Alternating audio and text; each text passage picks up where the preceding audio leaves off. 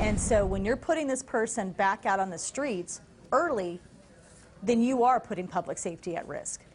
California prisoners are being released early by the hundreds, but tonight some in local law enforcement are fighting back. It's called the Nonviolent Second Striker Release Program, designed to ease prison overcrowding. New tonight, we're getting answers on how 2 local counties are letting the public know exactly who these prisoners are. It's a motto on the wall that's becoming more difficult to deliver for the Yolo County District Attorney's Office and every other DA in the state of California. I don't feel handcuffed, I feel helpless. Helpless ever since the California Department of Corrections and Rehabilitation in 2015, in an effort to ease prison overcrowding, agreed to give thousands of inmates an early get-out-of-jail card.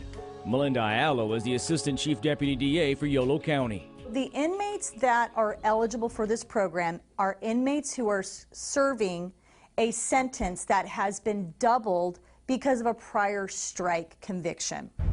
As in the 3 strikes law. But under this early release system, a prisoner who served at least half their sentence, as long as it's not for what's considered a violent offense and as long as they're not a sex offender, can be let back on the streets. These inmates are simply sitting in prison, waiting until half of their time is passed, and they get this hearing and possibly an early release. So far this year, Yolo County has been forced to release 29 inmates before their sentences were up. But just like Sacramento County started doing late last year, Yolo wants the public to know the criminal history of who's now walking their streets. The website is intended first to inform. This is what's happening. A website launched this month gives the names and crimes of every inmate being released under this controversial program. It impacts public safety. And so we do feel it's important for our victims, our constituents, to be aware of what's happening. Part of what's happening, both Yolo County and Sacramento County District Attorney Anne-Marie Schubert point out, is the false perception of what is and is not considered a violent crime.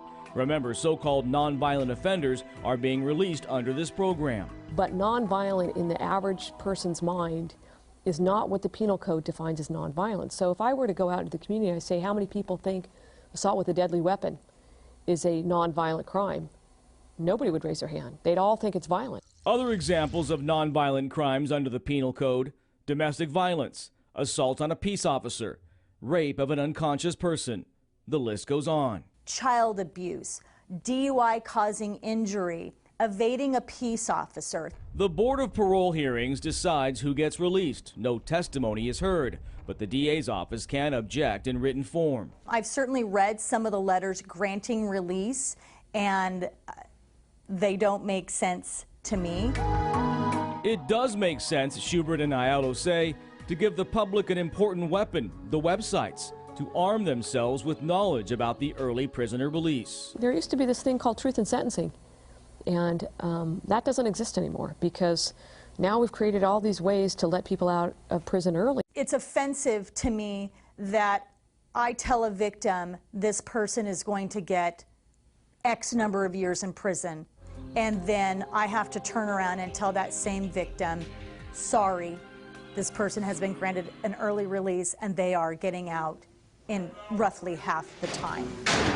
My thing about this particular program is I think it's important the public know the truth. For now, the truth for the DA's offices statewide is this: it may get even tougher for them to do their job. Proposition 57, set to appear on the ballot this November, could release even more inmates early. To access information on prisoners released early under this second strike program, we've posted both Sacramento and Yolo County's websites on ours, CBS13.com.